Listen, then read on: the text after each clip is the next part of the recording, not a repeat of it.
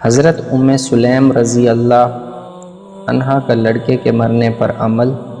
ام سلیم رضی اللہ عنہا حضرت انس رضی اللہ عنہ کی والدہ تھی، جو اپنے پہلے خامند یعنی حضرت انس رضی اللہ عنہ کے والد کی وفات کے بعد بیوہ ہو گئی تھی، اور حضرت انس کی پرورش کے خیال سے کچھ دنوں تک نکاح نہیں کیا تھا۔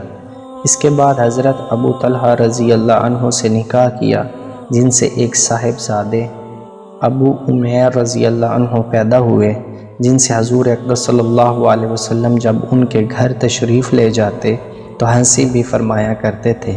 اتفاق سے ابو عمیر رضی اللہ عنہ کا انتقال ہو گیا۔ ام سلیم نے ان کو نہلایا دھلایا، کفن پہنایا اور ایک چارپائی پر لٹا دیا۔ ابو طلحہ رضی اللہ عنہ کا روزہ تھا۔ ام سلیم نے ان کے لیے کھانا وغیرہ تیار کیا اور خود اپنے آپ کو بھی آراستہ کیا، خوشبو وغیرہ لگائی۔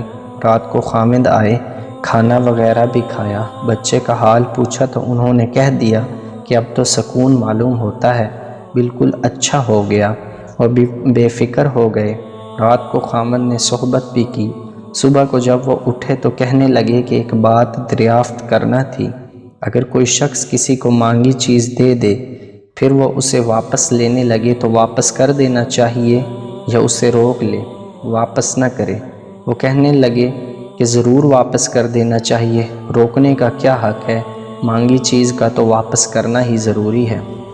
یہ سن کر ام سلیم رضی اللہ عنہا نے کہا کہ تمہارا لڑکا جو اللہ کی امانت تھا وہ اللہ نے لے لیا۔ ابو طلحہ رضی اللہ عنہ کو اس پر رنج ہوا اور کہنے لگے تم نے مجھ کو خبر بھی نہ دی۔ صبح کو حضور صلی اللہ علیہ وسلم کی خدمت میں ابو طلحہ رضی اللہ عنہ نے اس سارے قصے کو عرض کیا۔ حضور اقدس صلی اللہ علیہ وسلم نے دعا دی اور فرمایا کہ شاید اللہ جل شانہ اس رات میں برکت عطا فرما دے۔ ایک انصاری کہتے ہیں کہ میں نے حضور صلی اللہ علیہ وسلم کی دعا کی برکت دیکھی کہ اس رات کے حمل سے عبداللہ بن ابی طلحہ رضی اللہ عنہ پیدا ہوئے، جن کے 9 بچے اور سب نے قرآن شریف پڑھا۔ فائدہ میں لکھتے ہیں کہ بڑے صبر اور ہمت کی بات ہے کہ اپنا بچہ مر جائے اور ایسی طرح اس کو برداشت کرے کہ خامن کو بھی محسوس نہ ہونے دے۔ چونکہ خامن کا روزہ تھا، اس لیے خیال ہوا کہ خبر ہونے پر کھانا بھی مشکل ہوگا۔